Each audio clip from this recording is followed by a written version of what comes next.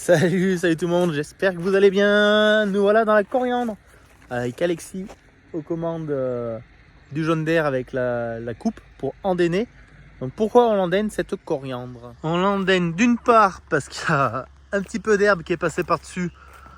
Du coup ça nous embêtera beaucoup moins pour moissonner parce que cette herbe elle aura séché.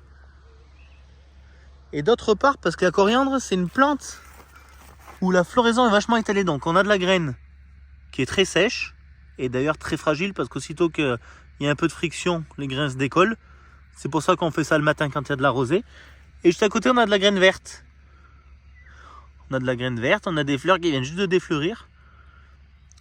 Donc pour que ces graines vertes elles arrivent à maturité, le fait de la couper et de l'endainer, ça fait qu'en une petite semaine, toutes les graines vont obtenir la même maturité et ça sera prêt à battre.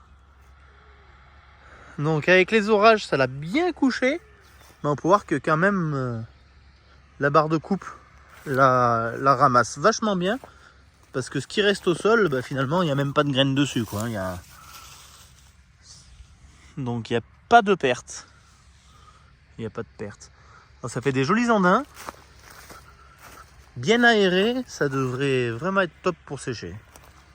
Allez, je vais monter en cabine avec Alexis, vous faire voir un petit peu de l'intérieur du tracteur. Et je vous ferai aussi des prises de vue de l'extérieur pour vous voir exactement comment fonctionne la barre de coupe. Donc c'est une barre de coupe, comme on pourrait dire, traditionnelle. La marchandise tombe sur des tapis. Ce qui est chouette, c'est que les tapis, il peut les faire déplacer. Donc il peut faire tomber la marchandise à droite, à gauche ou au centre. C'est tout ça en cabine, sans descendre, c'est vraiment... c'est vraiment chouette. Bon, me voilà en cabine avec Alexis. Comment ça se passe? Ça va, très bien, très bien. Ça va. Alors, malheureusement, comme j'expliquais, il y a des zones où il y a un peu plus d'herbe, qui te fait un peu plus chier. Ouais, ça va, il faut mettre un peu plus de rabatteur. Bon, dans l'ensemble, ça se fait quand même pas trop mal. Comme je disais, je suis surpris de voir comme ta coupe elle rase et qu'on n'en laisse pas au sol, hein, malgré que ce soit couché.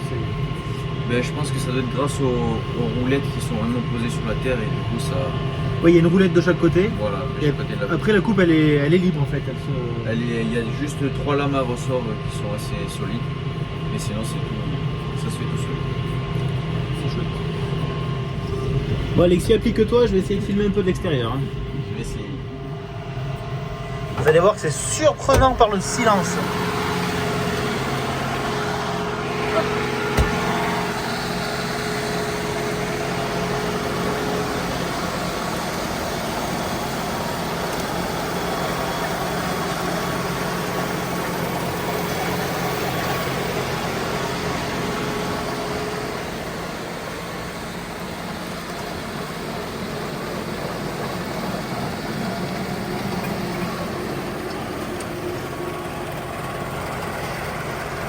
Là, ça arrive à accrocher un petit peu.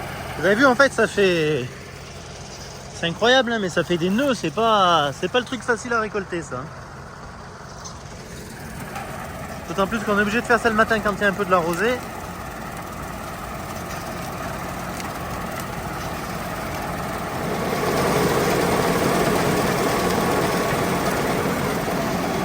On peut voir que ça coupe et que ça dépose la plante tout en douceur. Donc sans faire tomber les graines, ça c'est très important.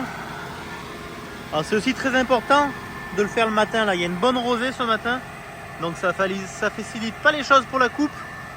Mais par contre c'est vrai que ça préserve vraiment bien les graines sur les tiges. Parce que ça c'est toujours de la graine qui est très fragile. Vous avez vu, à peine je la touche, elle tombe. Hein. Donc imaginez bien en pleine journée, c'est super cassant. Et ça serait vraiment compliqué. Je pense vraiment qu'on a pris la bonne décision d'endainer. Parce que les autres années on attendait un maximum pour que les graines vertes deviennent mûres. Mais quoi qu'il en soit, il y en a toujours de la graine verte. C'est vrai que quand on voit comme c'est hétérogène, c'est incroyable. Des endroits, on va regarder, on n'a que de la graine verte. Il se peut qu'on se prenne des petits orages là, dans les jours à venir. Pour changer un peu, vous allez me dire. Alors, moi, c'est la première fois que j'endaine à la maison, mais il paraît qu'en andin, ça craint moins les orages. Donc on verra bien ce que ça donne. Ma foi. J'imagine que ça doit se protéger un petit peu quoi quand c'est dans l'andin. Donc Alexis, nous voilà dans la deuxième parcelle. Donc tu fais un tour dans un sens en déposant la marchandise à l'intérieur. Le deuxième tour, tu reposes la marchandise contre ce que tu as fait au premier tour.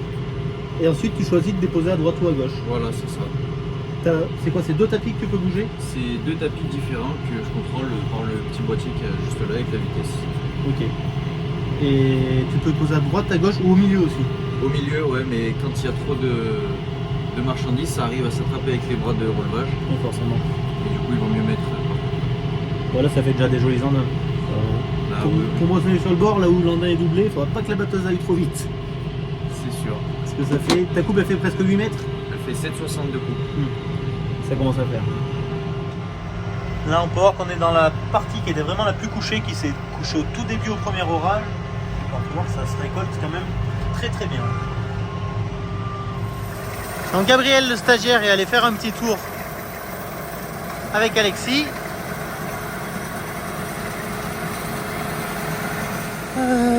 Moi je les laisse continuer la parcelle et je vais déplacer un enrouleur.